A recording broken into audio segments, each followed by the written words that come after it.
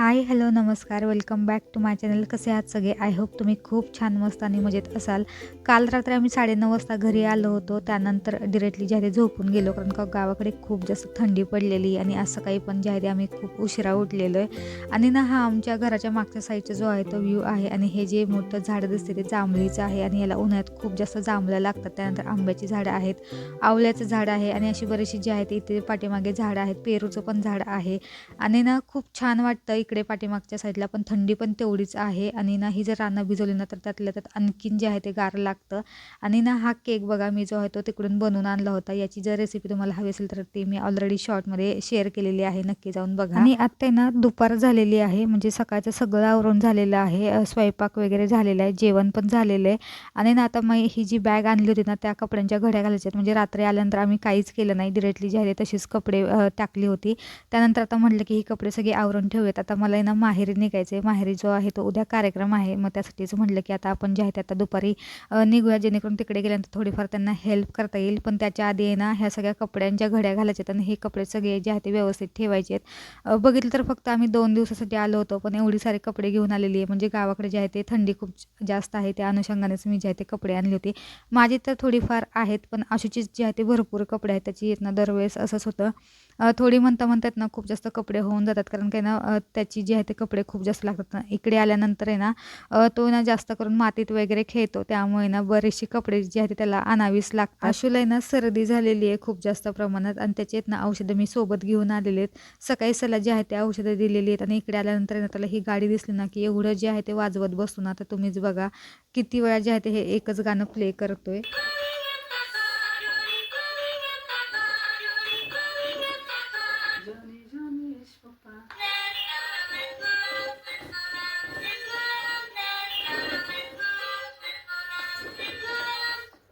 आता आम्ही निघालो आहे माहेरी आणि मी निघताना काही रेकॉर्ड केलं नाही, कारण का आशूच्या आजीच्या डोळ्यात खूप जास्त पाणी होतं आणि त्यात ना लिटरली रडत होत्या. आणि ना मला ना या सिच्युएशनला कसं टॅकल करावं हे अजिबातच कळत नाही. म्हणजे ना आपल्याला माहेरी जायची ओढ पण असते आणि आजी आजोबांना ना त्यांच्या नातवापासून दूर जायची पण जे आहे ते एक दुःख असतं. त्यामुळे ना मला ना या गोष्टींना ना अजिबातच हँडल करता येत नाही, त्यामुळे मी ते काही रेकॉर्ड केलं नाही. आणि हा माझा 2 नंबरचा भाऊ आहे, जो की मला न्यायला आलेला आहे. आणि ना आमच्याकडे ना आता कारखाना चालू झालेला आहे आणि ऊसाला पण तोड आलेली आहे.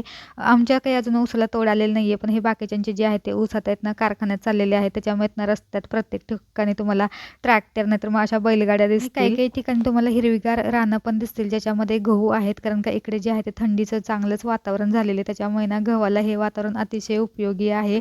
आणि बघा मी येता येताच पप्पांना फोन केला होता की आम्ही येतोय म्हणून, तुम्ही भारती येऊन थांबा, जेणेकरून बॅग जे आहे ते पप्पा घेतील. भावाला तसंच जे आहे ते पुढे जायचं आहे कामाला आणि तो काही घरात येणार नाही आहे. तो आम्हाला आता वाटेवरती सोडून त्याच्या पुढे कामाला जाणार आहे. आणि पप्पा बघा इथे येऊन ऑलरेडी उभे राहिलेले. चला, माहेरी आलेली आहे आणि ना पहिलीच व्यक्ती मला भेटलेली आहे म्हणजे माझी आजी. ही आईची आई आहे, म्हणजे आशूची पणजी.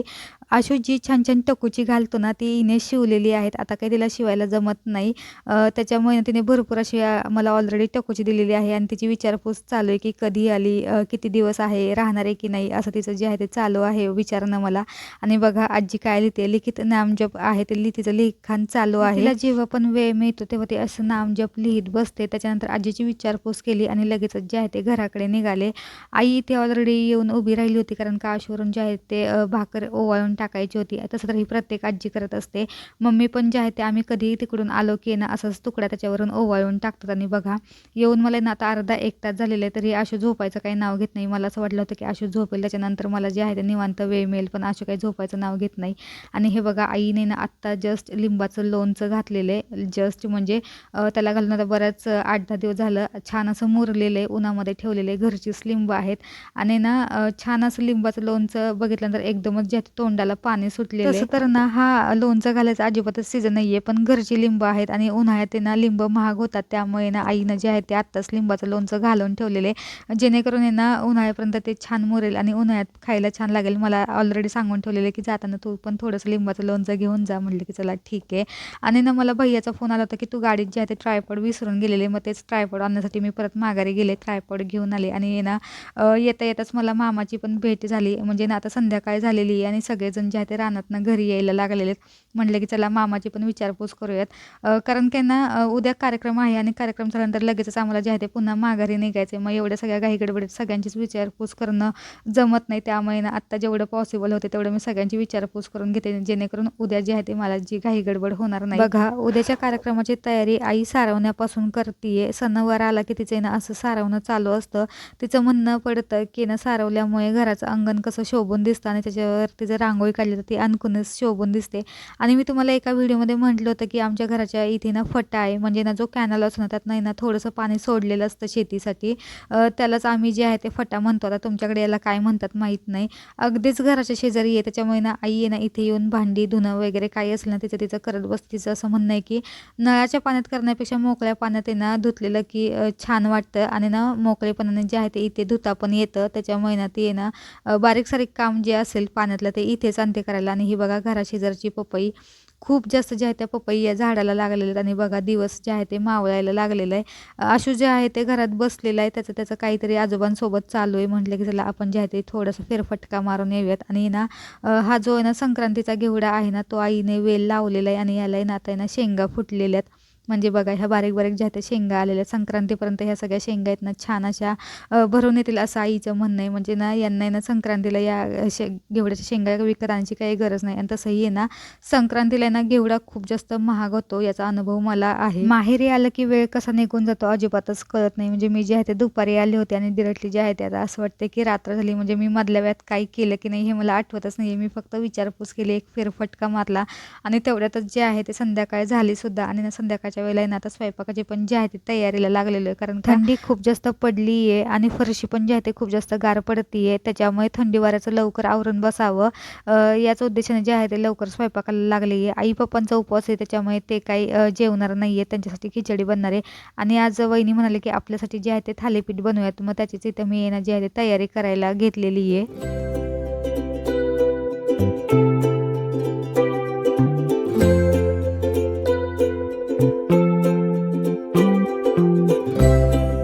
तुमच्यापैकी किती जणांना असं खाली बसून स्वयंपाक करायला आवडतो? मला पण जे आहे ते खाली बसून स्वयंपाक करायला खूप जास्त आवडतं. पण आहे ना आता माझी जी आहे ते सवय मोडलेली आहे, त्याच्यामुळे ना असं खाली बसून काम करायला अजिबातच येत नाही आणि ना लगेचच जे आहे त्याची पाठ भरून येते. पण आहे ना माझं लग्न व्हायच्या आधी आम्ही जिथे राहायचो ना तेव्हा ना तिथे अजिबातच किचन होतं त्यांनी प्रोव्हाइड केलं नव्हतं. तेव्हा आम्ही ना रेंटच्या घरामध्ये राहायचो आणि त्याच्या आधी जेव्हा आम्ही लहान होतो ना तेव्हा ना आम्ही कारखान्यांच्या ज्या खोल्या असतात ना, कॉलनी म्हणायचो त्याला, आम्ही तिथे राहायचो. तिथे पण जे आहे ते किचन होतं अजिबातच नव्हता. जुन्या काळातलं किचन कसं असायचं, थोडासा छोटासा असा ओटा असायचा त्या टाईपमध्ये ना त्या कॉलनीमध्ये ओटा असायचा आणि त्याच्यावरती जो होता आम्ही गॅस मांडायचो. म्हणजे तिथं पण जे आहे ते आम्हाला ना खाली बसूनच स्वयंपाक करावा लागायचा. त्याच्यामुळे ना मला ती सवय होती. पण लग्न झाल्यानंतर आहे ना खाली बसून स्वयंपाक करायची पद्धत माझी पूर्णपणे मोडलेली आहे आता. पण आहे ना यांचा किचन ओटा पण जो आहे तो वरती आहे, म्हणजे माझी हाईट जी आहे ते पुरत नाही. मला जे आहे ते खाली पाट घ्यावा लागतो. मग म्हटलं की चला खाली बसूनच जे आहे ते पीठ मळून घेऊयात. आणि वहिनींची ना इथे भाजी करायची तयारी चालू आहे. म्हणजे एका साईडला मी म्हटलं की आता थालीपीठ करते आणि दुसऱ्या साईडला जे आहे ते वहिनी भाजी करतील. म्हणजे ना दोन्हीकडून जे आहे ते स्वयंपाक उरकला जाईल आणि लवकर जेवण करून आहे ना लवकर झोपता पण येईल.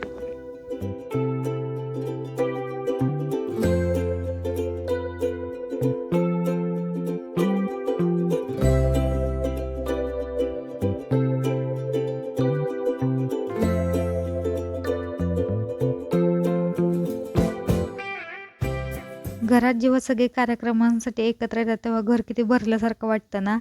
बघा माझी लहान बहीण पण जी आहे ती आलेली आहे आणि ना तिचं ना आशूसोबत खेळणं चालू होतं. बराच वेळ जी आहे ती त्याच्यासोबत खेळत होती. तसं तर ती ना दिवाळीत त्याला भेटली होती, त्याच्यानंतर तिची भेट जी आहे ती झालीच नाही. आणि ना आता ती बराच वेळ त्याच्यासोबत खेळून झाल्यानंतर म्हटली की चला मी पण जे आहे तुम्हाला थोडीफार हेल्प करते.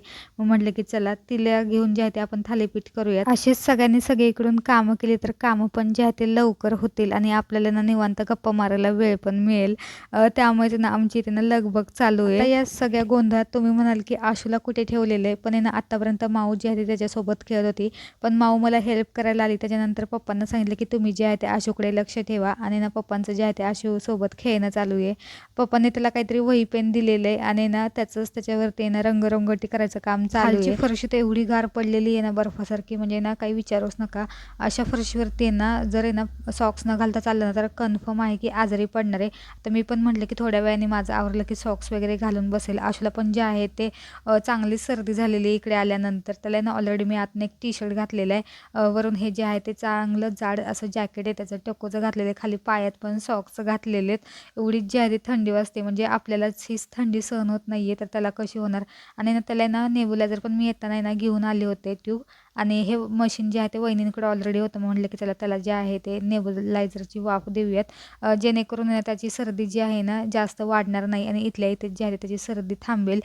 या हेतूने ना त्याला ना नेबुलायझर देणं चालू आहे. आणि ना हे काम दरवेळेस मी करते, पण आज माऊ आहे त्याच्यामुळे तिला म्हटले की तू कर.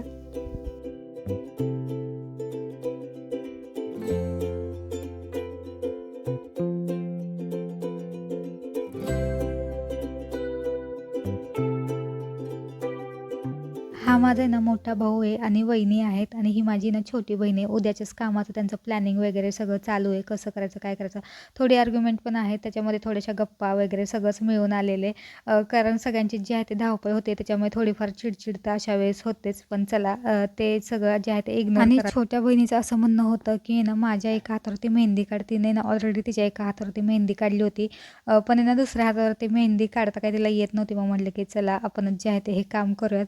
पण बघा, ती आहे ना एक मेकअप आर्टिस्ट आहे, मेहंदी आर्टिस्ट आहे, आणि ना जर आपल्यासमोर असं जर कोणी प्रोफेशनली बसलं असेल आणि आपण जेव्हा मेहंदी काढू ना, तेव्हा ना बऱ्याचशा चुका ज्या आहेत त्या आपल्याकडून होतात. आणि ना ती पण जे आहे ते बऱ्याचशा चुका ज्या आहेत ते काढत होते. म्हणजे तू असंच करतीये, तू तसंच करतीये, म्हणजे हे व्यवस्थित आलं नाही, आकारच कसा आलाय, असं तसं तिचं चालू होतं.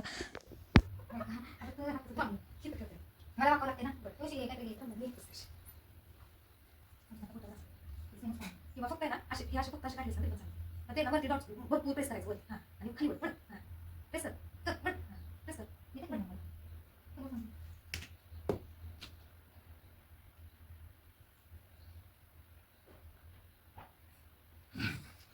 असं चल चल असं दे काय नाही काय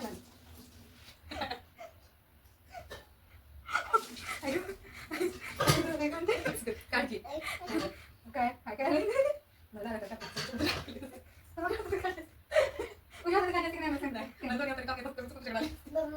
रात्रीचे 11 वाजले ना आमचा ना हा सगळा कार्यक्रम चालू आहे. आशूला झोपवायचा प्रयत्न केला होता, पण तो काही झोपला नाही.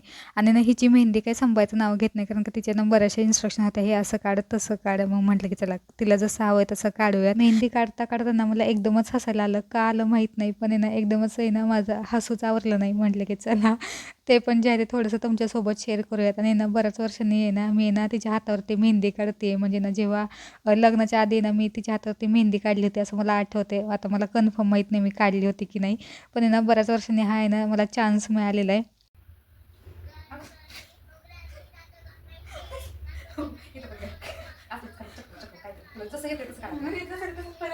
The next day. Good morning. सकाळ झालेली आहे आणि ना पप्पांची आहे ना इथे पूजा पण झालेली आहे. हे आमचं देवघर आहे, म्हणजे ना देवघरासाठी आहे ना स्पेशल रूम आहे, कारण का मी तुम्हाला एका व्हिडिओमध्ये पण सांगितलं होतं की माझे आईवडील जे आहे ते माळकरी आहे, त्याच्यामुळे ना त्यांना ना सगळं पूजा पाठ हे सगळं खूप व्यवस्थित लागतं, त्याच्यामुळे त्यांनी ना एक सेपरेट अशी रूम केलेली आहे. आणि आशूला बघा सकाळ सकाळी जे आहे ते बाहेर ते आणलेले, त्याला ना अजिबातच घरात बसवत नव्हतं. त्याचं सगळं नाश्ता वगैरे केला आणि पटकन म्हटलं की तुला पण जे आहे ते थोडा वेळ बाहेर ते फिरवून आणावं.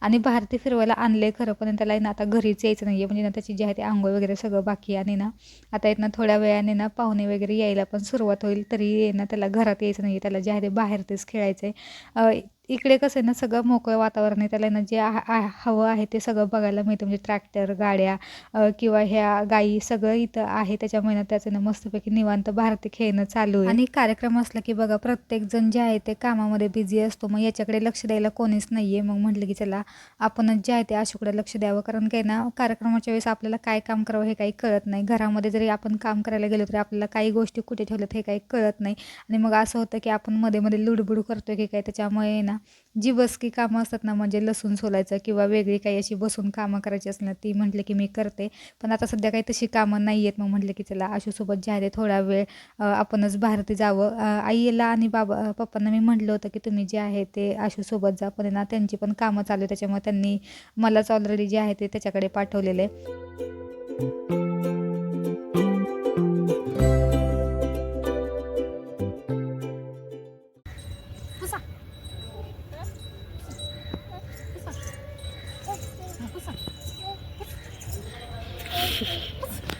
बघा त्या दोघांचं असं काहीसं चालू आहे, म्हणजे हिनं रांगोळी काढायची आणि त्याने पुसायचं, असं 1-2 वेळा नाही तर तब्बल 3 वेळा झालेले. मग आहे ना मी काही याच्यामध्ये भाग घेतला नाही. त्या दोघांचं जे आहे ते चालू आहे. म्हटलं की तुम्ही दोघं काय करायचं ते करा, पण आहे ना एक छानशी दारासमोर रांगोळी काढा. दिवाळीत आले होते तेव्हा हे काम माझ्याकडे होतं, पण आता ना हे काम आहे ना निकिताने तिच्या अंगावरती घेतलेले. म्हटलं की चला तिला जे आहे ते हे काम करून द्यावं आणि माझ्याकडे पण जे आहे ते एक काम करायला आलेले. म्हणजे ना मला ना भरपूर वाटी भरून लसूण सोलायचं आहे. मग म्हटलं की चला एका जागी निवांत बसल्याने लसूण सोलते. आणि ना ह्याच्यात आहे ना हे झाड पण दिसते मला, कशाचंही माहीत नाही. तुम्हाला माहीत असेल तर हे मला नक्की सांगा. बराच वेळ झाला आशूचं सगळं आवरलं, खाणं-पिणं झालं त्याचं आणि ना आचारी पण आलेले आहेत. कार्यक्रमाची जी आहे ती जोरदार तयारी चालू आहे. आम्ही जे आहे ते आज आचारी लावून सगळा स्वयंपाक करायचा आहे. गेल्या वेळेस जे आहे ते सगळा घरी स्वयंपाक केला होता, पण ना खूप जास्त घाई गडबड झाली होती. आणि ना मग आपण बायकांना काय होत ना, की असे घरी कार्यक्रम असले आणि आपण घरीच जेवण केलं ना, की अजिबातच आपल्याला वेळ मिळत नाही. आपला सगळा वेळ जो आहे तो सगळा असा स्वयंपाकामध्ये निघून जातो आणि ना कार्यक्रमामध्ये जे एन्जॉय करायचं असतं ते काही आपल्याला जमत नाही. त्यामुळे यावेळेस ठरवलं होतं की आचारीच लावायचा कार्यक्रमांना, जेणेकरून आहे ना आपल्या बायकांना ना वेळ मिळेल आणि ना कार्यक्रम एन्जॉय करता येईल. तुम्ही लग्नाच्या पंक्तीतला शिरा भात सांबार खाल्लाय का? काय अप्रतिम लागतो ना, मला तर खूप जास्त आवडतो. आणि ना आज मेनू पण तोच आहे, शिरा भात सांबार. आज मस्तपैकी म्हटलं ताव मारावा या जेवणावरती. आणि बघा आम्ही घरातले सगळे तयार आहोत. आजी पण जी आहे ती तयार आहे. आजीला अचानक आठवलं की आपण आहे ना प्रसाद द्यायला विसरलोय. म्हणजे ना गोंदवल्याचा प्रसाद आहे ना तिनं आणला होता, तिला कोणीतरी दिला होता. ती जी आहे ती इथे आम्हाला सगळ्यांना वाटत बसलेली आहे. म्हटलं की चला आपल्याला तर काही गोंदवल्याला जायला जमलं नाही, पण आहे ना हा प्रसादच खावा. आणि बघा घरी कार्यक्रम आहे म्हटल्यानंतर मी पण छान अशी साडी नेसून तयार झालेली आहे. आणि ही सगळी जी आहे ती माझी फॅमिली आहे. वहिनी आहे, छोटी मावशी, 2 नंबरची मावशी, मोठी मावशी आहे, मामी आहेत, आजी आहे. सगळ्या ज्या आहेत इथे छान छान आवरून तयार त्यांची त्यांची कामं जी आहेत ते करतायत. माझी आणि माझ्या मोठ्या बहिणीची गणपतीच्या वेळेस गाठ पडली होती, त्याच्यावरती डिरेक्टली आत्ताच जे आहे ते गाठ पडते. आणि इथे ना ही माझी मोठी बहीण बसलेली आहे, ती पण जे आहे ते या कार्यक्रमाला आलेली आहे आणि ना तिला भेटून खूप छान वाटलं. चला कार्यक्रम खूप छान पद्धतीने पार पडला आणि ना आता मी निघालेली आहे परतीच्या प्रवासाला. आणि ना सगळ्यात कोणतं अवघड काम असेल ना तर ते निरोप घेणं असतं. म्हणजे ना एवढ्या भरलेल्या घरात ना अचानक आपल्याला जावं लागतं ना, याचं खूप जास्त दुःख होतं. तुम्ही ना रिलेट करू शकाल. म्हणजे ना बघा ना माहेरी आपण येतोच किती दिवसासाठी, एका दिवसासाठी मी फक्त आले होते आणि ना एवढं सगळं भरलेलं घर होतं आणि त्याच्यातनं पण आपल्याला जे आहे ते लवकर निघावं लागतं. याच्यापेक्षा ना वेगळं दुःख असं काही असू शकत नाही. चला आजचा व्हिडिओ जो आहे तो मी इथं संपवते. आय होप तुम्हाला हा व्हिडिओ आवडला असेल तर नक्की लाईक करा, शेअर करा, कमेंट्स करा. भेटूयात पुढच्या व्हिडिओमध्ये. तोपर्यंत बाय.